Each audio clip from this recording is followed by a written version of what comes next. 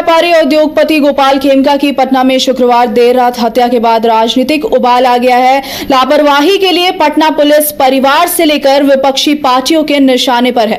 Police ने murder case में सुराग मिलने का दावा किया है। वहीं बेटी के लंदन से आने के बाद रविवार को उनका दाह संस्कार गुलाबी घाट पर होगा। इस खबर में अधिक जानकारी के लिए हमारे साथ बिहार संपादक एसके राजीव जी जुड़ चुके हैं। राजीव जी, अभी तक पुलिस ने इस हत्याकांड में कौन कौन सी कड़ियां जोड़ पाई है पुलिस अब तक? नहीं, देखिए रोमिता, दरअसल में इस वक्त की जो सबसे बड़ी खबर है वह यह है कि 14 थानों की पुलिस को अलर्ट पे रखा गया है और कभी भी पटना के बेऊर जेल में छापेमारी पुलिस कर सकती है। दरअसल में आपको ये पता है रोमिता कि कल देर शाम एक हाई प्रोफाइल जो उद्योगपति थे बिहार के गोपाल खेमका, उनको उनके ठीक घर के सामने गोली मार करके उनकी हत्या कर दी गई और जो अपराधी जो शूटर थे उस सरेआम आराम से वहां से स्कूटी से जो है वो भागते हुए नजर आ रहे हैं, जो सीसीटीवी फुटेज जारी किया गया है। अब देखिए, इस पूरे मामले को लेकर के जो बिहार पुलिस है उसके ऊपर कहीं ना कहीं से सवाल उठने लगे और इन सवालों के बीच नीतीश कुमार ने बिहार डीजीपी को सीएम हाउस बुलाया और उनके साथ पुलिस अधिकारियों के साथ बैठक की और बैठक के बाद यह निर्णय लिया गया कि चाहे वो कितना भी रसूखदार हो, कितना भी बड़ा अपराधी और उसके तार कहीं से भी जुड़े हुए हो, किसी भी कीमत पर 24 घंटे के भीतर उसको गिरफ्तार करना है। इतना ही नहीं, सम्राट चौधरी जो कि बिहार के डिप्टी सीएम है, उन्होंने यह बयान दिया है कि चाहे अपराधी कोई भी हो, उसके घर में घुस करके पुलिस उसको गोली मारेगी। लेकिन इस घटना के बाद कहीं ना कहीं से आप यह कह सकते हैं कि सरकार पूरे तरीके से अब अलर्ट के मोड में आ गई है। वहीं जो पटना के आईजी हैं जितेंद्र राणा, वो पहुंचे घटनास्थल पर, एसएसपी कार्तिकेय शर्मा पहुंचे। उसके बाद कार्तिकेय शर्मा ने विधिवत पत्रकारों से बातचीत की।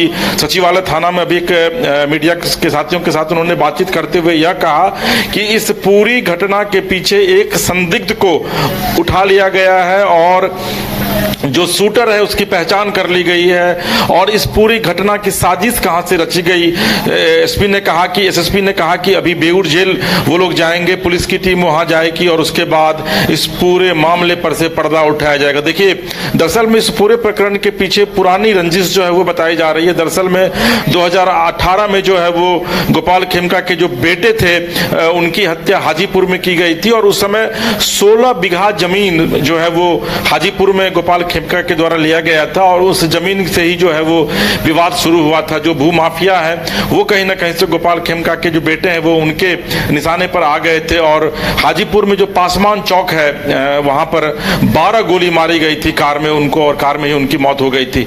हालांकि उस घटना के बाद गोपाल खेमका अलर्ट हो गए थे, लेकिन चूंकि 8 साल इस घटना के को हुए बीत चुके हैं, उसके बाद गोपाल खेमका भी एक सामान्य जीवन जी रहे थे और जैसा मैंने पहले भी बताया था कि वो पटना गोल्फ क्लब के जो है वो डायरेक्टर थे। कल रात में वो 11 बजे गोल्फ खेल करके वो घर लौटे थे और गेट के सामने गोली मारकर उनकी हत्या कर दी गई। दूसरी तरफ बिहार के गवर्नर ने भी यह कहा है कि चाहे अपराधी कितने भी बड़े हों लेकिन पुलिस उसको बख्शेगी नहीं, कठोर कानूनी कार्रवाई की जाएगी। नीतीश कुमार ने सीएम हाउस में एक आपात बैठक बुलाई, बैठक में आवश्यक निर्देश दिए गए हैं और जैसा मैंने आपको बताया रोमिता कि 14 थानों को अलर्ट मोड पर रखा गया है। 14 थाने से पुलिस बल को बुलाया गया है और उसके बाद अब एसएसपी और आईजी के नेतृत्व में जो है वो एक एसआईटी टीम का गठन किया गया है और थोड़ी देर बाद बेऊर जेल में विधिवत छापेमारी की जाएगी। यानी मिनट टू मिनट जो है वो पुलिस इस पूरे मामले पर संज्ञान लेकर के काम कर रही है। हालांकि एसएसपी की तरफ से ये बात नहीं कही गई है कि अपराधी कौन है, किसको पकड़ा गया है, क्योंकि ये सब बातें कॉन्फिडेंशियल होती है, पुलिस इन चीजों को आउट नहीं करती है। लेकिन इस वक्त की सबसे बड़ी खबर यही है कि एसआईटी का टीम गठन करके 14 थानों की पुलिस को अलर्ट मोड पर रखा गया है और कभी भी बेऊर जेल सहित कुछ इलाकों में बड़ी और सघन छापेमारी हो सकती है। जी रोमिता।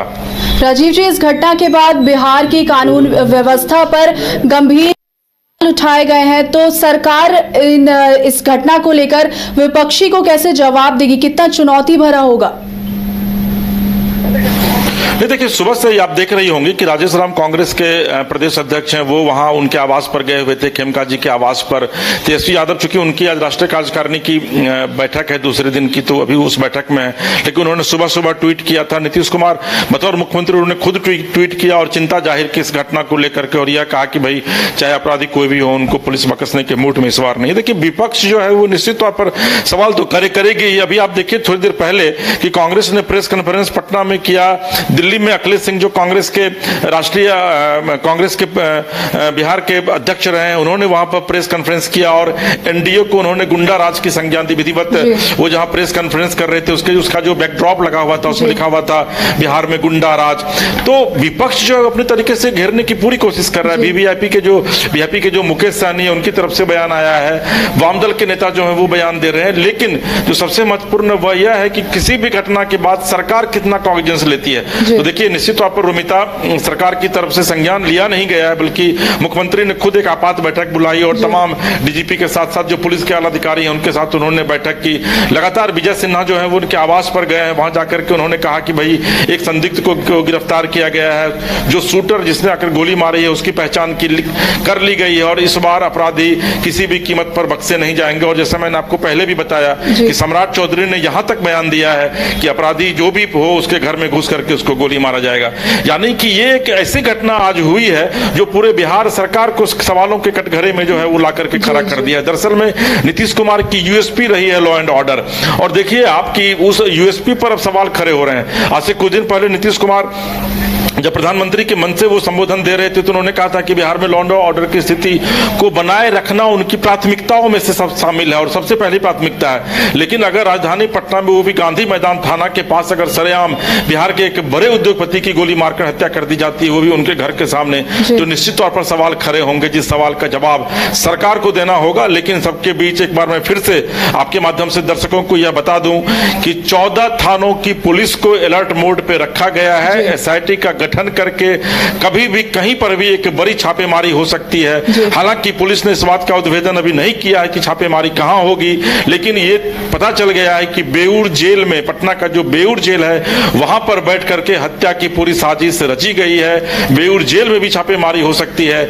या फिर कुछ उन इलाकों में छापेमारी हो सकती है जहां पर कि अपराधी छुपे हुए हैं। जी रोमिता, धन्यवाद राजीव जी, बहुत बहुत शुक्रिया आपकी जानकारी के लिए।